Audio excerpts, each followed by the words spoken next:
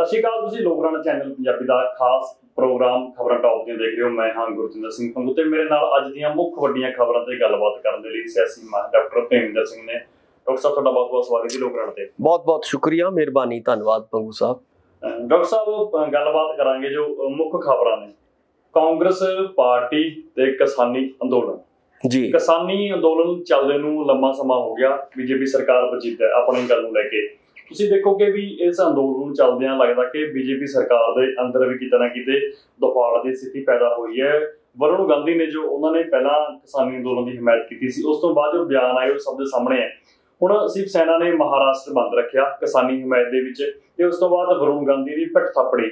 ਉਹ ਸ਼ਿਵ ਸੈਨਾ ਜੋ ਮਹਾਰਾਸ਼ਟਰ ਦੀ ਸਰਕਾਰ ਹੈ ਤੇ ਬੀਜੇਪੀ ਸਰਕਾਰ ਦੇ ਨਾਲ ਹੁਣ ਤਿਗੜਮਬਾਜ਼ੀ ਦੇ ਵਿੱਚ ਚੱਲਦੀ ਹੈ। ਉਸ ਮਸਲੇ ਤੇ ਵੀ ਗੱਲਬਾਤ ਕਰਾਂਗੇ ਕਿ ਬੀਜੇਪੀ ਸਰਕਾਰ ਦੇ ਵਿੱਚ ਆਖਰ ਦਫਾੜ ਕਿਵੇਂ ਆਇਆ। ਬਲਵੀਰ ਸਿੰਘ ਰਾਜੇਵਾਲ ਪੰਜਾਬ ਆਏ ਸੀ, ਜਲੰਧਰ ਸ਼ਾਮਲ ਹੋਏ ਸਮਾਗਮ ਦੇ ਵਿੱਚ। ਉਹਨਾਂ ਨੇ ਕਿਹਾ ਕਿ ਬੀਜੇਪੀ ਸਰਕਾਰ ਅੰਦਰੋਂ ਹੱਲੀ ਹੋਈ ਹੈ। ਕਿਵੇਂ ਹੱਲੀ ਹੋਈ ਹੈ ਉਹ ਵੀ ਡਾਕਟਰ ਸਾਹਿਬ ਤੁਹਾਨੂੰ ਦੱਸਣਗੇ ਕਿ ਬੀਜੇਪੀ ਸਰਕਾਰ ਦੇ ਵਿੱਚ ਡਰ ਬਣਿਆ ਹੋਇਆ, ਉਹ ਡਰ ਕਿਵੇਂ ਦਾ ਤੇ ਕਿਸ ਪੱਧਰ ਤੱਕ ਦਾ। ਤੀਜੀ ਗੱਲ ਕਰਾਂਗੇ ਨਵਜੋਤ ਸਿੰਘ ਸਿੱਧੂ ਦੀ। ਨਵਜੋਤ ਸਿੰਘ ਸਿੱਧੂ ਇੱਕ ਕਾਂਗਰਸ ਦਾ ਵੱਡਾ ਪ੍ਰੋਗਰਾਮ ਸੀ, ਉਹਦੇ ਵਿੱਚ ਸ਼ਾਮਲ ਨਹੀਂ ਹੋਏ, ਉਸ ਤੇ ਵੀ ਗੱਲਬਾਤ ਕਰਾਂਗੇ। ਸਭ ਤੋਂ ਪਹਿਲਾਂ ਡਾਕਟਰ ਸਾਹਿਬ ਇਸੇ ਗੱਲ ਤੇ ਕਿ ਵਰੁਣ ਗਾਂਧੀ ਦੀ ਪਿੱਠ ਥੱਪੜੀ ਹੈ ਸ਼ਿਵ ਸੈਨਾ ਨੇ, ਉਹਨਾਂ ਦਾ ਫਿਰ ਬੀਜੇਪੀ ਲਈ ਖਤਰੇ ਦੀ ਘੰਟੀ ਤਾਂ ਫਿਰ ਸਾਹਮਣੇ ਹੈ ਸਭ ਦੇ। ਬਿਲਕੁਲ ਪੰਗੂ ਸਾਹਿਬ, ਤੁਸੀਂ ਦੇਖੋਗੇ ਕਿ ਵਰੁਣ ਗਾਂਧੀ ਜੀ ਹੋਣ, ਚਾਹੇ ਉਹਨਾਂ ਦੇ ਮਾਤਾ ਜੀ ਮੇਨਕਾ ਗਾਂਧੀ ਜੀ ਹੋਣ, ਉਹਨਾਂ ਨੇ ਲਗਾਤਾਰ ਕਿਸਾਨੀ ਸੰਘਰਸ਼ ਦੇ ਹੱਕ ਦੇ ਵਿੱਚ ਆਪਣੇ ਬਿਆਨ ਦਿੱਤੇ ਨੇ। ਪਿਛਲੇ ਲੰਬੇ ਸਮੇਂ ਤੋਂ ਬਿਆਨ ਦੇ ਰਹੇ ਨੇ, ਔਰ ਇਹੀ ਕਾਰਨ ਹੈ ਕਿ ਉਹਨਾਂ ਨੂੰ ਜਿਹੜੀ ਉਹਨਾਂ ਦੀ ਬੀਜੇਪੀ ਦੀ ਕਾਰਜਕਾਰਨੀ ਹੁੰਦੀ ਹੈ ਕਮੇਟੀ, ਇਹ ਨੈਸ਼ਨਲ ਲੈਵਲ ਦੀ ਕਮੇਟੀ ਹੈ, ਔਰ ਉਹਦੇ ਵਿੱਚੋਂ ਉਹਨਾਂ ਨੂੰ ਬਾਹਰ ਦਾ ਰਸਤਾ ਦਿਖਾ ਦਿੱਤਾ ਗਿਆ। ਤੇ ਉਹਨਾਂ ਦੀ ਜਗ੍ਹਾ ਦੇ ਉੱਤੇ ਤੁਸੀਂ ਦੇਖਿਆ ਹੋਵੇਗਾ ਕਿ ਇੱਥੋਂ ਦੇ ਜਿਹੜੇ ਗਰੇਵਾਲ ਸਾਹਿਬ ਨੇ, ਆਪਣੇ ਜਿਹੜੇ ਕਿ ਕਿਸਾਨਾਂ ਦੇ ਹਮੇਸ਼ਾ ਹੀ ਵਿਰੋਧ 'ਚ ਬੋਲਦੇ ਆ, ਉਹਨਾਂ ਨੂੰ ਉਹਨਾਂ ਨੇ ਉਸ ਦਾ ਮੈਂਬਰ ਬਣਾ ਲਿਆ। ਸੋ ਆਪਾਂ ਦੇਖ ਰਹੇ ਹਾਂ ਕਿ ਲਗਾਤਾਰ ਪ੍ਰਸਥਿਤੀਆਂ ਜਿਵੇਂ ਤੁਸੀਂ ਕਹਿ ਰਹੇ ਹੋ ਕਿ ਬਦਲ ਰਹੀਆਂ ਨੇ, ਔਰ ਬੀਜੇਪੀ ਦੇ ਜਿਹੜੇ ਅੰਦਰ ਖਾਤੇ ਆ, ਜਦੋਂ ਅਸੀਂ ਗੱਲ ਕਰਦੇ ਹਾਂ ਤਾਂ ਲਾਜ਼ਮੀ ਤੌਰ ਤੇ ਇਹਦਾ ਵਿਰੋਧ ਪਹਿਲਾਂ ਵੀ ਹੋ ਰਿਹਾ ਸੀਗਾ। ਬਹੁਤ ਸਾਰੇ ਵੱਡੇ ਲੀਡਰ ਜਿਹੜੇ ਨੇ ਬੀਜੇਪੀ ਦੇ, ਆਪਣੇ ਲੀਡਰ ਜਿਹੜੇ ਨੇ ਉਹ ਵਿਰੋਧ ਕਰਦੇ ਨਜ਼ਰ ਆਏ ਸੀਗੇ ਬੀਜੇਪੀ ਦਾ ਆਪਣੇ ਕਾਨੂੰਨਾਂ ਦੇ ਬਾਰੇ, ਔਰ ਇੱਥੋਂ ਤੱਕ ਕਿ ਬਹੁਤ ਸਾਰੇ ਜਿਹੜੇ ਗਵਰਨਰ ਤੱਕ ਦੇ ਜਿਹੜੇ ਰੈਂਕ ਦੇ ਬੰਦੇ ਨੇ ਉਹਨਾਂ ਨੇ ਵੀ ਵਿਰੋਧ ਕੀਤਾ ਸੀਗਾ। ਸੋ ਹੁਣ ਲੇਟੈਸਟ ਵਿਰੋਧ ਹੋਇਆ, ਔਰ ਇਹਦੇ ਵਿੱਚ ਚੰਗੀ ਗੱਲ ਹੈ ਕਿ ਮੇਨਕਾ ਗਾਂਧੀ ਜੀ ਔਰ ਵਰੁਣ ਗਾਂਧੀ ਜੀ ਨੇ ਬਹੁਤ ਵੱਡਾ ਇੱਕ ਰੋਲ ਅਦਾ ਕੀਤਾ ਹੈ, ਔਰ ਕਿਸਾਨਾਂ ਦੇ ਹੱਕ 'ਚ ਖੜੇ ਨੇ, ਹਾਂ ਦਾ ਨਾਅਰਾ ਮਾਰਿਆ ਹੱਕ ਦੇ ਵਿੱਚ, ਔਰ ਇਸ ਕਰਕੇ ਉਹਨਾਂ ਨੂੰ ਜਿਹੜਾ ਹੈਗਾ ਉਹਦਾ ਮੁੱਲ ਵੀ ਉਤਾਰਨਾ ਪਿਆ ਹੈ। ਪਰ ਜਿਵੇਂ ਤੁਸੀਂ ਕਹਿ ਰਹੇ ਹੋ ਕਿ ਸ਼ਿਵ ਸੈਨਾ ਜਿਹੜੀ ਹੈਗੀ ਹੈ ਮਹਾਰਾਸ਼ਟਰ ਦੇ ਵਿੱਚ, ਉਹਨਾਂ ਦੀ ਸੱਤਾ ਹੈ, ਉਹਨਾਂ ਦੇ ਮੁੱਖ ਮੰਤਰੀ ਸਾਹਿਬ ਵੀ ਮਹਾਰਾਸ਼ਟਰ ਵਿੱਚ ਸ਼ਿਵ ਸੈਨਾ ਦੇ ਨੇ। ਸੋ ਇਸ ਕਰਕੇ ਜੇਕਰ ਇਹਨਾਂ ਨੂੰ ਇੱਥੋਂ ਮੈਨੂੰ ਲੱਗਦਾ ਹੈ ਕਿ ਕੱਢ ਦਿੱਤਾ ਜਾਂਦਾ ਹੈ ਬੀਜੇਪੀ ਦੇ ਵਿੱਚੋਂ, ਤਾਂ ਲਾਜ਼ਮੀ ਤੌਰ ਤੇ ਉਮੀਦ ਕੀਤੀ ਜਾਣੀ ਬਣਦੀ ਹੈ ਕਿ ਇਹ ਆਉਣ ਵਾਲੇ ਦਿਨਾਂ ਦੇ ਵਿੱਚ ਸ਼ਿਵ ਸੈਨਾ ਨੂੰ ਜੁਆਇਨ ਕਰ ਸਕਦੇ ਆ। ਸੋ ਸੰਭਾਵਨਾਵਾਂ ਇਸ ਵੇਲੇ ਇਹੀ ਨੇ ਕਿ ਬੀਜੇਪੀ ਨੂੰ ਤੋਂ ਕਾਫੀ ਇਹ ਦੁਖੀ ਨਜ਼ਰ ਆ ਰਹੇ ਨੇ, ਔਰ ਆਉਣ ਵਾਲੇ ਦਿਨਾਂ ਦੇ ਵਿੱਚ ਬਹੁਤ ਛੇਤੀ ਮਤਲਬ ਇਹ ਜਿਹੜੇ ਹੈਗੇ ਸ਼ਿਵ ਸੈਨਾ ਦੇ ਵਿੱਚ ਜਿਹੜੇ ਨੇ ਉਹ ਦਾਖਲ ਹੋ ਸਕਦੇ ਆ, ਔਰ ਉਹਨਾਂ ਦੇ ਨੁਮਾਇੰਦੇ ਬਣ ਸਕਦੇ ਆ। ਪੰਗੂ ਸਾਹਿਬ, ਡਾਕਟਰ ਸਾਹਿਬ ਬਲਵੀਰ ਸਿੰਘ ਰਾਜੇਵਾਲ ਹੋਰਾਂ ਦਾ ਕਹਿਣਾ ਕਿ ਬੀਜੇਪੀ ਸਰਕਾਰ ਤਾਂ ਅੰਦਰੋਂ ਹੱਲੀ ਹੋਈ ਹੈ। ਬੇਸ਼ੱਕ ਬੀਜੇਪੀ ਸਰਕਾਰ ਇੱਕ ਮਖੌਟਾ ਪਾ ਕੇ ਦਿਖਾਵਾ ਕਰਦੀ ਹੈ ਕਿ ਅਸੀਂ ਬੜੇ ਮਜ਼ਬੂਤ ਹਾਂ, ਅਸੀਂ ਏਦਾਂ, ਪਰ ਬੀਜੇਪੀ ਸਰਕਾਰ 'ਚ ਅੰਦਰੋਂ ਘਬਰਾਹਟ ਹੈ, ਬੀਜੇਪੀ ਸਰਕਾਰ ਅੰਦਰੋਂ ਘਬਰਾਈ ਹੋਈ ਹੈ। ਬਲਵੀਰ ਸਿੰਘ ਰਾਜੇਵਾਲ ਹੋਰਾਂ ਦਾ ਕਹਿਣਾ। ਬਿਲਕੁਲ, ਦੇਖੋ ਬਲਬੀਰ ਸਿੰਘ ਰਾਜੇਵਾਲ ਪਿਛਲੇ ਲੰਮੇ ਸਮੇਂ ਤੋਂ ਇਹ ਗੱਲ ਕਹਿੰਦੇ ਨਜ਼ਰ ਆ ਰਹੇ ਨੇ ਕਿ ਉਹਨਾਂ ਨੂੰ ਲੱਗਦਾ ਹੈ ਕਿ ਬੇਸ਼ੱਕ ਉਹ ਆਪਣੀ ਅੜੀਅਲ ਵਤੀਰੇ ਦੇ ਰਾਹੀਂ ਮੋਦੀ ਸਾਹਿਬ ਜਾਂ ਬੀਜੇਪੀ ਸਰਕਾਰ ਜਿਹੜੀ ਹੈਗੀ ਹੈ 3 ਕਾਲੇ ਕਾਨੂੰਨਾਂ ਨੂੰ ਵਾਪਸ ਲੈਣ ਦੀ ਜਿਹੜੀ ਹੈਗੀ ਆ ਉਹ ਨਜ਼ਰ ਨਹੀਂ ਆਉਂਦੀ, ਪਰ ਅੰਦਰ ਖਾਤੇ ਜਦੋਂ ਅਸੀਂ ਵੇਖਦੇ ਹਾਂ ਤਾਂ ਲਾਜ਼ਮੀ ਤੌਰ ਤੇ ਤੁਸੀਂ ਦੇਖੋਗੇ ਕਿ ਬੀਜੇਪੀ ਦਾ ਜਿਹੜਾ ਝੁਕਾਅ ਰਿਹਾ ਹੈ ਉਹ ਕਾਫੀ ਅੰਦਰ ਦੁਫਾੜ ਹੋਈ ਨਜ਼ਰ ਆਏਗੀ ਤੁਹਾਨੂੰ। ਜਿਵੇਂ ਪਹਿਲਾਂ ਵੀ ਦੱਸਿਆ ਕਿ ਇਹਦੇ ਵਿੱਚੋਂ ਵੱਡੇ ਵੱਡੇ ਲੀਡਰ ਜਿਹੜੇ ਨੇ ਉਹ ਇਹਦੇ ਵਿਰੋਧ ਦੇ ਵਿੱਚ, ਖਾਸ ਤੌਰ ਤੇ ਕਿਸਾਨਾਂ ਦੇ ਹੱਕ ਦੇ ਵਿੱਚ ਖੜੇ ਨਜ਼ਰ ਆ ਰਹੇ ਨੇ। ਸੋ ਇਸੇ ਤਰ੍ਹਾਂ ਤੁਸੀਂ ਦੇਖਿਆ ਹੋਵੇਗਾ ਕਿ ਲੰਮੇ ਸਮੇਂ ਤੋਂ ਜਿਹੜੀ ਚੁੱਪਧਾਰੀ ਹੋਈ ਹੈ, ਖਾਸ ਤੌਰ ਤੇ ਜਿਹੜੀਆਂ ਯੂਪੀ ਦੀਆਂ ਘਟਨਾਵਾਂ ਵਾਪਰੀਆਂ ਨੇ, ਆਪਾਂ ਕਹਿ ਸਕਦੇ ਹਾਂ ਕਿ ਜਿਹੜੀ ਲਖੀਮਪੁਰ ਵਾਲੀ ਘਟਨਾ ਵਾਪਰੀ ਹੈ, ਉਸ ਤੋਂ ਬਾਅਦ ਤਾਂ ਬਿਲਕੁਲ ਇੱਕ ਬੈਕਫੁੱਟ ਤੇ ਤੁਹਾਨੂੰ ਨਜ਼ਰ ਆਏਗੀ। ਉਹਦਾ ਵੱਡਾ ਕਾਰਨ ਕੀ ਹੈ ਕਿ ਜਿਹੜੇ ਇਹੀ ਬੀਜੇਪੀ ਦੇ ਲੀਡਰ, ਵੱਡੇ ਵੱਡੇ ਲੀਡਰ, ਮੰਤਰੀ ਇਹ ਕਹਿੰਦੇ ਸੀਗੇ ਕਿ ਸਾਡੇ ਉਸ ਲੜਕੇ ਦਾ, ਵਜ਼ੀਰ ਦੇ ਮੁੰਡੇ ਦਾ ਕੋਈ ਕਸੂਰ ਨਹੀਂ ਹੈ, ਔਰ ਉਹ ਵੱਡੀਆਂ ਵੱਡੀਆਂ ਦਲੀਲਾਂ ਦਿੰਦੇ ਸੀਗੇ ਕਿ ਤੁਸੀਂ ਸਾਡਾ ਦੱਸੋ ਕਿੱਥੇ ਕਸੂਰ ਹੈ। ਸੋ ਉਹੀ ਮੁੰਡਾ ਤੁਸੀਂ ਦੇਖਿਆ ਹੋਏਗਾ ਕਿ ਯੂਪੀ ਦੀ ਪੁਲਿਸ ਵੱਲੋਂ ਉਹ ਗ੍ਰਿਫਤਾਰ ਕੀਤਾ ਗਿਆ, ਔਰ 3 ਦਿਨ ਦਾ ਉਹਨੂੰ ਰਿਮਾਂਡ ਮਿਲਿਆ। तो इत्थों सानू लगता है कि बीजेपी जिहड़ी हैगी है बैकफुट ते चली गई है। इस तो इलावा होर भी बहुत सारे इदां दे जस्चर ने जिथों तुसीं कह सकते हो कि जदों हरियाणे दे विच आपां गल करदे हां, हरियाणे दे जिहड़ा मुख मंत्री साहब खट्टर साहब ने उन्हां ने की बयान दित्ता सीगा कि तुसीं लाठियां चक्को और जैसे को तैसा करो, यानी कि लाठियां मारो किसानां दे उत्ते। पर की होया, बाद दे विच किसानां दे विरोध करके उन्हां नूं ओह बयान जिहड़ा हैगा वापस लेना पिया। सो इस तरह गोपाल कांडा का नाम तो आपां नूं पता है कि ओहदा किस तरह जो विरोध हो रहा सीगा। सो कहने का मतलब है कि जिहड़ियां वख-वख घटनावां वापर रहीआं ने और महाराष्ट्र दे विच वड्डा एडा वड्डा जिहड़ा हैगा बंद रखिया गया और उहनूं बहुत कामयाबी मिली है शिव सेना या कांग्रेस दे राही। सो इस तरह तुसीं देखिया होएगा कि कांग्रेस भी अगे आ रही है, शिव सेना अगे आ रही है और बाकी पार्टी आम आदमी पार्टी पहले ही जिहड़ी हैगी है किसानां दे हक च भुगत रही है। सो इस करके तुसीं देखिया होएगा कि लगातार प्रैशर जिहड़ा हैगा बीजेपी दे उत्ते वध रहा है। यही कारण है कि राजेवाल साहब ये कह रहे हैं कि अंदरों हिल चुकी है, क्योंकि 22 दियां चोणां दे विच 7 स्टेटां दे विच चोणां ने 22 दे विच, और 22 दियां चोणां दे विच जेकर यही हालत बनदी है बीजेपी दी तो लाजमी तौर पर वह सुपड़ा साफ हो सकता है। और जेकर यूपी दे विचों, उत्तराखंड दे विचों, पंजाब दे विचों तो पहले ही आपां नूं पता है कि वह सफाया हो चुकिया है। सो इस करके जेकर अगले दिनों दे विच चोणां हारदी है बीजेपी और बंगाल वाला हाल इत्थे हुंदा है तो लाजमी तौर पर उन्होंने बहुत वड्डा नुकसान जिहड़ा हैगा बीजेपी नूं झल्लना पएगा।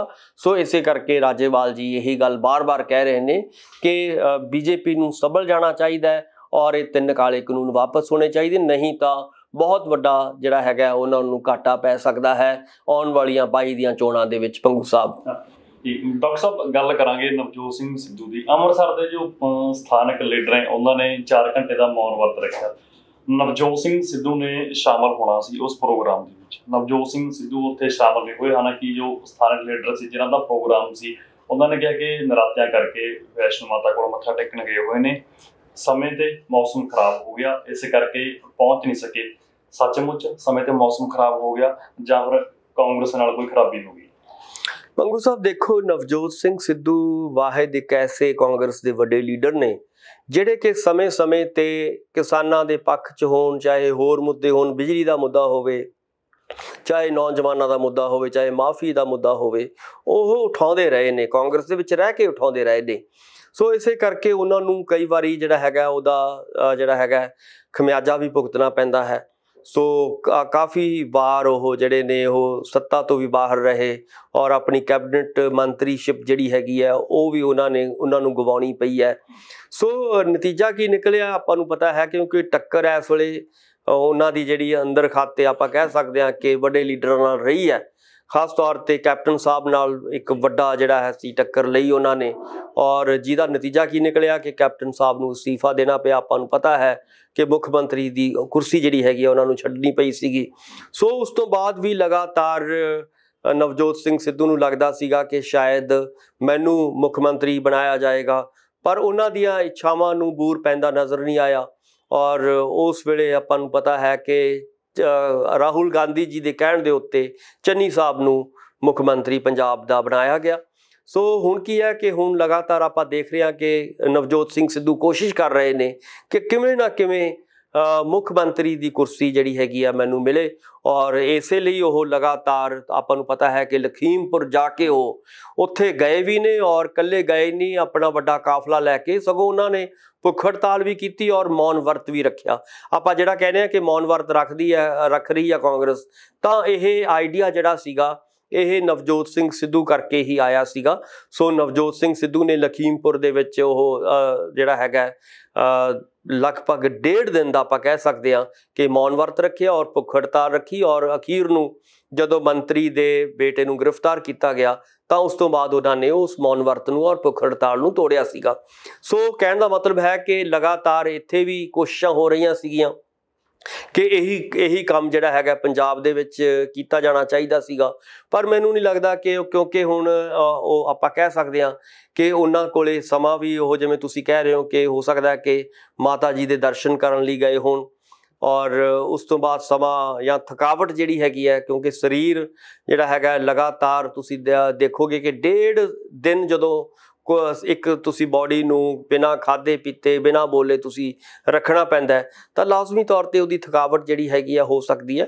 ਸੋ ਉਮੀਦ ਕੀਤੀ ਜਾਣੀ ਚਾਹੀਦੀ ਹੈ ਕਿ ਅਗਲੇ ਦਿਨਾਂ ਦੇ ਵਿੱਚ, ਕਿਉਂਕਿ ਉਹਨਾਂ ਦਾ ਜਿਹੜਾ ਮੇਨ ਗੱਲ ਤਾਂ ਅਸਤੀਫੇ ਦੀ ਸੀਗੀ, ਅਸਤੀਫਾ ਉਹਨਾਂ ਦਾ ਜਿਹੜਾ ਹੈਗਾ ਵਾਪਸ ਹੋ ਚੁੱਕਿਆ ਹੈ ਔਰ ਇਸ ਵੇਲੇ ਉਹ ਪ੍ਰਧਾਨ ਹੈਗੇ ਨੇ ਪੰਜਾਬ ਦੀ ਕਾਂਗਰਸ ਦੇ। ਸੋ ਹੁਣ ਆਪਾਂ ਕਹਿ ਸਕਦੇ ਹਾਂ ਕਿ ਆਉਣ ਵਾਲੇ ਸਮੇਂ ਦੇ ਵਿੱਚ ਉਹਨਾਂ ਤੋਂ ਆਪਾਂ ਤਵੱਕੋ ਰੱਖ ਸਕਦੇ ਹਾਂ ਕਿ ਉਸੇ ਤਰੀਕੇ ਦੇ ਨਾਲ ਜੋ ਪੁਰਾਣਾ ਉਹਨਾਂ ਦਾ ਤਰੀਕਾ ਸੀ ਕੰਮ ਕਰਨ ਦਾ ਔਰ ਜਥੇਬੰਦਕ ਢਾਂਚੇ ਨੂੰ ਉਸਾਰਨ ਦਾ, ਉਸੇ ਤਨਦੇਹੀ ਦੇ ਨਾਲ ਉਹ ਜੁਟਣਗੇ ਇਸ ਕੰਮ ਦੇ ਵਿੱਚ ਔਰ 22 ਦੀਆਂ ਜਿਹੜੀਆਂ ਚੋਣਾਂ ਹੋਣਗੀਆਂ ਉਹਨਾਂ ਨੂੰ ਮੱਦੇਨਜ਼ਰ ਰੱਖਦੇ ਹੋਏ ਆਪਣੇ ਕਾਰਜਸ਼ੀਲ ਹੁੰਦੇ ਹੋਏ ਨਜ਼ਰ ਆਉਣਗੇ। ਸੋ ਕਿਉਂਕਿ ਇੱਕ ਦਾ ਪ੍ਰੋਗਰਾਮ ਜੇ ਤੁਹਾਨੂੰ ਇਸ ਦੌਰਾਨ ਛੱਡਣਾ ਵੀ ਪਵੇ ਤਾਂ ਤੁਹਾਨੂੰ, ਮੈਨੂੰ ਲੱਗਦਾ ਹੈ ਕਿ ਸਰੀਰ ਜਿਹੜਾ ਹੈਗਾ ਉਹਦੇ ਉੱਤੇ ਜ਼ਿਆਦਾ ਧਿਆਨ ਦੇਣਾ ਚਾਹੀਦਾ ਹੈ ਔਰ ਜੇਕਰ ਤੁਹਾਡੇ ਕੋਲੇ ਮਤਲਬ ਤੁਹਾਡੀ ਸਿਹਤ ਖਰਾਬ ਹੁੰਦੀ ਹੈ ਤਾਂ ਲਾਜ਼ਮੀ ਤੌਰ ਤੇ ਤੁਹਾਡੇ ਲਈ ਔਖਾ ਹੁੰਦਾ। ਸੋ ਇਸ ਕਰਕੇ ਆਪਾਂ ਕਹਿ ਸਕਦੇ ਹਾਂ ਕਿ ਅਗਲੀਆਂ ਜਿਹੜੀਆਂ ਕੋਈ ਵੀ ਪ੍ਰੋਗਰਾਮ ਹੋਏਗਾ ਉਹਨਾਂ ਵਿੱਚ ਨਵਜੋਤ ਸਿੰਘ ਸਿੱਧੂ ਜਿਹੜੇ ਨੇ ਉਹ ਜ਼ਰੂਰ ਪਾਰਟ ਲੈਣਗੇ, ਭਾਗ ਲੈਣਗੇ। ਕਾਂਗਰਸ ਦਾ ਕੋਈ ਵੀ ਪ੍ਰੋਗਰਾਮ ਜਾਂ ਹੋਰ ਵੀ ਜਿਹੜਾ ਜਥੇਬੰਦਕ ਢਾਂਚੇ ਨੂੰ ਉਸਾਰਨ ਦਾ ਕੰਮ ਹੋਏਗਾ ਉਹਦੇ ਵਿੱਚ ਸਿੱਧੂ ਸਾਹਿਬ ਜਿਹੜੇ ਨੇ ਸਰਗਰਮ ਨਜ਼ਰ ਆਉਣਗੇ ਤੁਹਾਨੂੰ।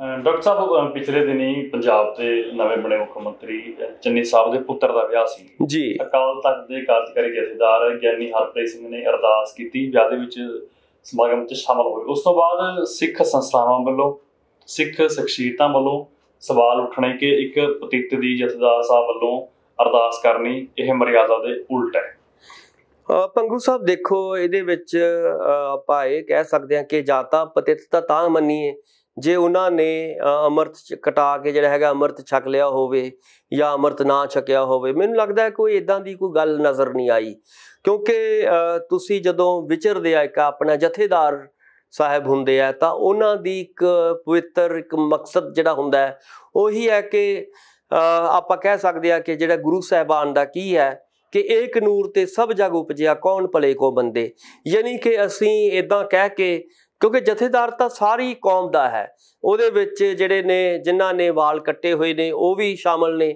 ਜਿਨ੍ਹਾਂ ਨੇ ਨਹੀਂ ਕੱਟੇ ਉਹ ਵੀ ਸ਼ਾਮਲ ਨੇ, ਉਹਦੇ 'ਚ ਹਿੰਦੂ ਵੀ ਸ਼ਾਮਲ ਨੇ, ਉਹਦੇ 'ਚ ਸਿੱਖ ਵੀ ਸ਼ਾਮਲ ਨੇ, ਯਾਨੀ ਕਿ ਹਰ ਧਰਮ ਦੇ ਜਿਹੜੇ ਨੁਮਾਇੰਦੇ ਨੇ ਜਾਂ ਹਰ ਧਰਮ ਦੇ ਹਰ ਭਾਈਚਾਰੇ ਦੇ ਲੋਕ ਨੇ ਉਹਨਾਂ ਨੂੰ ਉਹਨਾਂ ਨੇ ਜਿਹੜਾ ਹੈਗਾ ਨੁਮਾਇੰਦਗੀ ਦੇਣੀ ਹੈ ਔਰ ਉਹਨਾਂ ਦੇ ਲਈ ਤਾਂ ਨਾ ਕੋਈ ਉੱਚਾ ਹੈ ਕੋਈ ਨੀਵਾਂ ਹੈ, ਕਿਉਂਕਿ ਅਕਾਲ ਤਖਤ ਆਪਾਂ ਕਹਿੰਦੇ ਹਾਂ, ਅਕਾਲ ਮਤਲਬ ਗੁਰੂ ਸਾਹਿਬ ਦਾ ਤਖਤ ਹੈ ਉਹ, ਔਰ ਗੁਰੂ ਸਾਹਿਬ ਨੇ ਕਦੇ ਵੀ ਜਿਹੜੀ ਇੱਦਾਂ ਦੀ ਕੋਈ ਊਚ ਨੀਚ ਦਿਖਾਉਣ ਦੀ ਕਦੇ ਵੀ ਕੋਸ਼ਿਸ਼ ਨਹੀਂ ਕੀਤੀ। ਉਹਨਾਂ ਨੇ ਤਾਂ ਹਮੇਸ਼ਾ ਹੀ ਕਿਹਾ, ਗੁਰੂ ਸਾਹਿਬ ਨੇ, ਕਿ ਸਾਰੇ ਲੋਕ ਸਾਡੇ ਲਈ ਬਰਾਬਰ ਨੇ। ਸੋ ਇਸ ਕਰਕੇ ਮੈਨੂੰ ਨਹੀਂ ਲੱਗਦਾ ਕਿ ਜੋ ਜਥੇਦਾਰ ਸਾਹਿਬ ਨੇ ਜੇਕਰ ਉੱਥੇ ਅਰਦਾਸ ਕੀਤੀ ਹੈ ਔਰ ਸ਼੍ਰੀ ਗੁਰਦੁਆਰਾ ਸਾਹਿਬ ਜਾ ਕੇ ਅਰਦਾਸ ਕੀਤੀ ਹੈ, ਕੋਈ ਇੱਦਾਂ ਦੀ ਗੱਲ ਸਾਨੂੰ ਮਤਲਬ ਇੱਦਾਂ ਦਾ ਰਾਈ ਦਾ ਪਹਾੜ ਬਣਾਉਣ ਦੀ ਲੋੜ ਨਹੀਂ ਹੁੰਦੀ। ਸੋ ਇਸ ਕਰਕੇ ਆਪਾਂ ਕਹਿ ਸਕਦੇ ਹਾਂ ਕਿ ਇੱਕ ਚੰਗੀ ਪਿਰਤ ਪਾਈ ਹੈ ਚੰਨੀ ਸਾਹਿਬ ਨੇ ਔਰ ਉਹਦੀ ਚਰਚਾ ਵੀ ਹੋਈ ਹੈ ਕਿ ਇੱਕ ਸਿੰਪਲ ਵਿਆਹ ਕਰਕੇ, ਕਿਉਂਕਿ ਆਪਾਂ ਦੇਖਦੇ ਹਾਂ ਕਿ ਪੰਜਾਬ ਦੇ ਵਿੱਚ ਕਰਜ਼ਾ ਕਿਉਂ ਲੋਕਾਂ ਦੇ ਉੱਤੇ ਚੜਿਆ ਹੋਇਆ ਸੀਗਾ, ਉਹ ਇਸ ਲਈ ਚੜਿਆ ਹੋਇਆ ਸੀਗਾ ਚਾਹੇ ਵਿਆਹਾਂ ਦੀ ਗੱਲ ਹੋਵੇ ਚਾਹੇ ਵੱਡੇ ਵੱਡੇ ਘਰਾਂ ਦੀ ਗੱਲ ਹੋਵੇ, ਲੋਕ ਕਰਜ਼ੇ ਚੁੱਕ ਕੇ ਵਿਆਹ ਕਰਦੇ ਸੀਗੇ, ਵੱਡੇ ਵੱਡੇ ਪੈਲਸਾਂ ਦੇ ਵਿੱਚ ਲੱਖਾਂ ਰੁਪਈਆ ਦਾ ਜਿਹੜਾ ਹੈਗਾ ਖਰਚ ਕੀਤਾ ਜਾਂਦਾ ਸੀਗਾ। ਸੋ ਉਹਨੂੰ ਤੋੜ ਕੇ ਚੰਨੀ ਸਾਹਿਬ ਨੇ ਇੱਕ ਨਵੀਂ ਬਿਰਤ ਪਾਈ ਹੈ, ਗੁਰਦੁਆਰਾ ਸਾਹਿਬ ਦੇ ਵਿੱਚ ਉਹਨਾਂ ਨੇ ਆਨੰਦ ਕਾਰਜ ਕਰਵਾਏ ਨੇ ਬੇਟੇ ਦੇ ਔਰ ਇਸੇ ਤਰ੍ਹਾਂ ਬੈਠ ਕੇ ਲੰਗਰ ਵੀ ਛਕਿਆ ਹੈ। ਸੋ ਕਹਿਣ ਦਾ ਮਤਲਬ ਹੈ ਕਿ ਗੁਰੂ ਮਰਿਆਦਾ ਦੇ ਵਿੱਚ ਰਹਿ ਕੇ ਸਾਰਾ ਕਾਰਵਾਈ ਹੋਈ ਹੈ। ਸੋ ਇਸ ਨੂੰ ਮੁੱਦਾ ਬਣਾਉਣਾ ਬਿਨਾਂ ਗੱਲ ਤੋਂ ਇਹ ਮੈਨੂੰ ਲੱਗਦਾ ਕੋਈ ਬਹੁਤਾ ਇੱਕ ਕੱਟੜਪੁਣਾ ਕਹਿ ਸਕਦੇ ਹਾਂ, ਇਹ ਇੱਕ ਕੱਟੜਤਾ ਹੈ ਕਿ ਇੱਦਾਂ ਆਪਾਂ ਕਹਿ ਸਕਦੇ ਹਾਂ ਕਿ ਜਥੇਦਾਰ ਸਾਹਿਬ ਨੂੰ ਇਹ ਕਹਿਣਾ ਕਿ ਤੁਸੀਂ ਇੱਦਾਂ ਨਹੀਂ ਕੀਤਾ, ਇੱਦਾਂ ਨਹੀਂ ਕੀਤਾ, ਇੱਦਾਂ ਨਹੀਂ ਹੋਣਾ ਚਾਹੀਦਾ। ਕਿਉਂਕਿ ਗੁਰੂ ਸਾਹਿਬ ਦੀ ਜੋ ਸਾਡੀ ਪਰੰਪਰਾ ਰਹੀ ਹੈ ਉਹੀ ਹੈ ਕਿ ਗੁਰੂ ਸਾਹਿਬ ਨੇ ਤਾਂ ਗੁਰੂ ਸਾਹਿਬ ਦਾ ਆਪ ਸਭ ਦੇ ਗਏ ਆ, ਉਹ ਭਾਈ ਲਾਲੋਆਂ ਦੇ ਵੀ ਗਏ ਹੈ, ਉਹ ਭਾਈ ਮਰਦਾਨਾ ਜੀ ਦੇ ਨਾਲ ਰਹੇ। ਆਪਾਂ ਨੂੰ ਪਤਾ ਹੈ ਕਿ ਉਹਨਾਂ ਲਈ ਤਾਂ ਹਰ ਤਰ੍ਹਾਂ ਦੇ ਜਿਹੜੇ ਨੇ ਗੁਰੂ ਸਾਹਿਬ, ਗੁਰੂ ਨਾਨਕ ਸਾਹਿਬ ਬਾਰੇ ਜਦੋਂ ਅਸੀਂ ਗੱਲ ਕਰਦੇ ਹਾਂ ਤਾਂ ਲਾਜ਼ਮੀ ਤੌਰ ਤੇ ਗੁਰੂ ਨਾਨਕ ਸਾਹਿਬ ਹੋਏ ਔਰ ਗੁਰੂ ਨਾਨਕ ਸਾਹਿਬ ਤੋਂ ਬਾਅਦ ਜਿਹੜੇ 10 ਗੁਰੂਆਂ ਦੀ ਜੋ ਫਿਲਾਸਫੀ ਹੈ ਉਹ ਸਰਬ ਸਾਂਝੀ ਫਿਲਾਸਫੀ ਹੈ, ਸਾਰਿਆਂ ਨੂੰ ਨਾਲ ਲੈ ਕੇ ਚੱਲਣ ਦੀ ਫਿਲਾਸਫੀ ਹੈ। ਸੋ ਇੱਦਾਂ ਦੀ ਗੱਲ ਕੋਈ ਮੈਨੂੰ ਨਜ਼ਰ ਨਹੀਂ ਆ ਰਹੀ। ਭੰਗੂ ਸਾਹਿਬ, ਡਾਕਟਰ ਸਾਹਿਬ, ਜੋ ਜੰਮੂ ਕਸ਼ਮੀਰ ਦੇ ਪੁੰਛ ਜ਼ਿਲ੍ਹੇ ਵਿੱਚ ਵਾਪਰਿਆ ਜੀ। ਇੱਕ ਨੌਜਵਾਨ ਕੇਰਲ ਦਾ, ਇੱਕ ਯੂਪੀ ਦਾ, 3 ਪੰਜਾਬ ਦੇ ਸ਼ਹੀਦੀ ਪਾ ਗਏ, ਉਸ ਤੇ ਤੁਹਾਡੇ ਕੀ ਵਿਚਾਰ ਨੇ? ਭੰਗੂ ਸਾਹਿਬ ਦੇਖੋ, ਪਾਕਿਸਤਾਨ ਹੋਵੇ ਜਾਂ ਅਫਗਾਨਿਸਤਾਨ ਇਸ ਵੇਲੇ ਹੋਵੇ, ਔਰ ਉੱਥੇ ਵੀ ਆਪਾਂ ਨੂੰ ਪਤਾ ਹੈ ਕਿ ਤਾਲਿਬਾਨ ਦੀ ਸੱਤਾ ਕਾਇਮ ਹੋ ਚੁੱਕੀ ਹੈ। ਇਸੇ ਤਰ੍ਹਾਂ ਪਾਕਿਸਤਾਨ ਦੇ ਵਿੱਚ ਤੁਸੀਂ ਦੇਖਿਆ ਹੋਵੇਗਾ ਕਿ ਹਮੇਸ਼ਾ ਹੀ ਉਹਨਾਂ ਨੇ, ਕਿਉਂਕਿ ਬਾਰਡਰ ਏਰੀਆ ਹੋਣ ਕਰਕੇ, ਅੱਤਵਾਦ ਨੂੰ ਬੜਾਵਾ ਦੇਣ ਦੀ ਕੋਸ਼ਿਸ਼ ਕੀਤੀ ਹੈ। ਸੋ ਉਹਦਾ ਨਤੀਜਾ ਕੀ ਹੈ ਕਿ ਆਪਾਂ ਦੇਖ ਰਹੇ ਹਾਂ ਕਿ ਲਗਾਤਾਰ ਸਾਡੀਆਂ ਜਿਹੜੀਆਂ ਇੱਥੋਂ ਦੇ ਹਾਕਮ ਨੇ ਔਰ ਇਹਨਾਂ ਮੁਲਕਾਂ ਦੇ ਜਿਹੜੇ ਹਾਕਮ ਨੇ, ਖਾਸ ਤੌਰ ਤੇ ਪਾਕਿਸਤਾਨ ਦੇ ਜਿਹੜੇ ਹਾਕਮ ਨੇ, ਉਹਨਾਂ ਨੂੰ ਸ਼ਾਂਤੀ ਚੰਗੀ ਨਹੀਂ ਲੱਗਦੀ। ਦੋਨਾਂ ਮੁਲਕਾਂ ਨੂੰ, ਸਾਡੇ ਇੱਥੋਂ ਦੇ ਮੁਲਕਾਂ ਦੇ ਹਾਕਮਾਂ ਨੂੰ ਵੀ ਔਰ ਪਾਕਿਸਤਾਨ ਦੇ ਮੁਲਕ ਦੇ ਹਾਕਮਾਂ ਨੂੰ ਵੀ ਕਦੇ ਵੀ ਸ਼ਾਂਤੀ ਚੰਗੀ ਨਹੀਂ ਲੱਗਦੀ, ਕਿਉਂਕਿ ਹੁਣ ਅਗਲੇ ਦਿਨਾਂ ਦੇ ਵਿੱਚ ਇਲੈਕਸ਼ਨਾਂ ਹੋਣੀਆਂ ਨੇ ਔਰ ਇਦਾਂ ਦੀਆਂ ਘਟਨਾਵਾਂ ਉਸੇ ਕਰਕੇ ਤੁਸੀਂ ਦੇਖੋਗੇ ਕਿ ਤੇਜ਼ੀ ਨਾਲ ਵਧਣਗੀਆਂ। ਸੋ ਉਹਦਾ ਹੀ ਨਤੀਜਾ ਹੈ ਕਿ ਉਹ ਘਟਨਾਵਾਂ ਵੱਧ ਰਹੀਆਂ ਨੇ। ਔਰ ਪਿਛਲੇ ਦਿਨਾਂ ਦੇ ਵਿੱਚ ਸ਼੍ਰੀਨਗਰ ਦੇ ਵਿੱਚ ਜਿਵੇਂ ਜਿਸ ਤਰ੍ਹਾਂ ਦੀਆਂ ਘਟਨਾਵਾਂ ਵਾਪਰੀਆਂ ਨੇ, ਉਸ ਤੋਂ ਬਾਅਦ ਹੁਣ ਜਿਹੜੀਆਂ ਲਗਾਤਾਰ ਇਹ ਘਟਨਾਵਾਂ ਵਾਪਰ ਰਹੀਆਂ ਨੇ। ਸੋ ਇਹਦਾ ਮਤਲਬ ਹੈ ਕਿ ਚੋਣਾਂ ਨੇੜੇ ਆ ਰਹੀਆਂ ਨੇ ਔਰ ਇਹ ਹਾਕਮ ਲੋਕ ਜਿਹੜੇ ਨੇ, ਜਿਹੜੇ ਕੁਰਸੀ ਧਾਰੀ ਲੋਕ ਨੇ, ਕੁਰਸੀ ਦੇ ਉੱਤੇ ਬੈਠੇ ਲੋਕ ਨੇ, ਇਹ ਲੋਕਾਂ ਨੂੰ ਇਸੇ ਤਰ੍ਹਾਂ ਜਿਹੜੇ ਨੇ ਬੇਕਸੂਰ ਲੋਕਾਂ ਨੂੰ ਮਰਵਾ ਕੇ ਆਪਣੀਆਂ ਵੋਟਾਂ ਪੱਕੀਆਂ ਕਰਨੀਆਂ ਚਾਹੁੰਦੇ ਨੇ। ਹੋਰ ਇਹਦੇ ਪਿੱਛੇ ਕੋਈ ਬਹੁਤੀ ਲੰਬੀ ਚੌੜੀ ਜਿਹੜੀ ਹੈਗੀ ਹੈ ਸਥਿਤੀ ਮੈਨੂੰ ਨਜ਼ਰ ਨਹੀਂ ਆਉਂਦੀ। ਸਿਰਫ ਤੇ ਸਿਰਫ ਆਪਣੀ ਜਿਹੜੀ ਹੈਗੀ ਹੈ ਵੋਟਾਂ ਦੀ ਰਾਜਨੀਤੀ ਨਜ਼ਰ ਆ ਰਹੀ ਹੈ। ਔਰ ਇੱਕ ਮੁਲਕ ਜਿਹੜਾ ਹੈਗਾ ਦੂਸਰੇ ਮੁਲਕ ਦੇ ਉੱਤੇ ਜਦੋਂ ਅਟੈਕ ਕਰਦਾ ਹੈ ਤਾਂ ਮਰਦਾ ਕੌਣ ਹੈ? ਮਰਦੇ ਆਮ ਲੋਕ ਨੇ, ਠੀਕ ਹੈ ਨਾ। ਤੁਹਾਡੇ ਔਰ ਮੇਰੇ ਵਰਗੇ ਜਿਹੜੇ ਆਮ ਲੋਕ, ਸਧਾਰਨ ਲੋਕ ਨੇ, ਚਾਹੇ ਉਹ ਫੌਜ ਵਿੱਚ ਹੋਣ, ਚਾਹੇ ਉਹ ਆਮ ਲੋਕ ਹੋਣ। ਤੁਸੀਂ ਦੇਖਿਆ ਹੋਵੇਗਾ ਕਿ ਸ਼੍ਰੀਨਗਰ ਦੇ ਵਿੱਚ ਕੌਣ ਸੀਗੇ? ਉਹ ਸਕੂਲ ਦੇ ਪ੍ਰਿੰਸੀਪਲ ਮੈਡਮ ਜਿਹੜੇ ਨੇ, ਬੇਕਸੂਰ ਬਿਲਕੁਲ, ਉਹਨਾਂ ਨੂੰ ਜਿਹੜਾ ਹੈਗਾ ਸ਼ਹੀਦ ਕੀਤਾ ਗਿਆ। ਸੋ ਇਸੇ ਕਰਕੇ ਹੁਣ ਵੀ ਜਿਹੜੇ ਸ਼ਹੀਦ ਹੋਏ ਨੇ ਸਾਡੇ ਫੌਜੀ, ਉਹ ਵੀ ਵਿਚਾਰੇ ਆਮ ਘਰਾਂ ਦੇ ਬੱਚੇ ਨੇ। ਸੋ ਇਸ ਕਰਕੇ ਮੈਂ ਇਹ ਕਹਿ ਸਕਦਾ ਕਿ ਸਰਕਾਰਾਂ ਜਿਹੜੀਆਂ ਨੇ ਵੱਖ-ਵੱਖ ਮੁਲਕਾਂ ਦੀਆਂ, ਇਹ ਆਪਣੀ ਸੱਤਾ ਨੂੰ ਕਾਇਮ ਰੱਖਣ ਦੇ ਲਈ ਇੱਦਾਂ ਦੀਆਂ ਘਟਨਾਵਾਂ ਜਿਹੜੀਆਂ ਨੇ ਇੱਕ ਦੂਜੇ ਦੇ ਕੰਟਰੀ ਦੇ ਵਿੱਚ ਕਰਾਉਂਦੀਆਂ ਰਹਿੰਦੀਆਂ ਨੇ। ਸੋ ਇਹ ਕੋਈ ਨਵੀਂ ਘਟਨਾ ਤਾਂ ਹੈ ਨਹੀਂ ਹੈ। ਹਮੇਸ਼ਾ ਜਿਹੜੀ ਹੈਗੀ ਜਦੋਂ ਇੱਦਾਂ ਦੀਆਂ ਕੋਈ ਸਮੱਸਿਆਵਾਂ ਆਉਂਦੀਆਂ ਨੇ ਤਾਂ ਇੱਦਾਂ ਦੀਆਂ ਘਟਨਾਵਾਂ ਜਿਹੜੀਆਂ ਨੇ ਆਮ ਵਾਪਰਦੀਆਂ ਨੇ। ਪੰਗੂ ਸਾਹਿਬ ਜੀ ਬਿਲਕੁਲ, ਧੰਨਵਾਦ ਡਾਕਟਰ ਸਾਹਿਬ, ਸਾਡੇ ਨਾਲ ਲੋਕਰਾਣ ਤੇ ਜੁੜਨ ਤੁਹਾਡਾ ਬਹੁਤ ਸ਼ੁਕਰੀਆ, ਮਿਹਰਬਾਨੀ, ਧੰਨਵਾਦ। ਦਰਸ਼ਕੋ, ਸਾਡੇ ਨਾਲ ਜੁੜੇ ਹੋਏ ਸੀ ਡਾਕਟਰ ਭੇਮਿੰਦਰ ਸਿੰਘ। ਅੱਜ ਦੀਆਂ ਤਮਾਮ ਖਬਰਾਂ ਤੇ ਤੁਹਾਡੇ ਨਾਲ ਵਿਚਾਰ ਚਰਚਾ ਕੀਤੀ। ਤੁਹਾਨੂੰ ਸਾਡਾ ਇਹ ਪ੍ਰੋਗਰਾਮ ਕਿਹੋ ਜਿਹਾ ਲੱਗਿਆ, ਤੁਸੀਂ ਕਮੈਂਟ ਬਾਕਸ ਦੇ ਵਿੱਚ ਆਪਣਾ ਕਮੈਂਟ ਕਰਕੇ ਜ਼ਰੂਰ ਸਾਨੂੰ ਆਪਣੀ ਰਾਏ ਦਿਓ। ਤੁਸੀਂ ਬਣੇ ਰਹੋ ਤੁਹਾਡੇ ਆਪਣੇ ਚੈਨਲ ਲੋਕਰਾਣ ਚੈਨਲ ਪੰਜਾਬੀ ਦੇ। ਧੰਨਵਾਦ।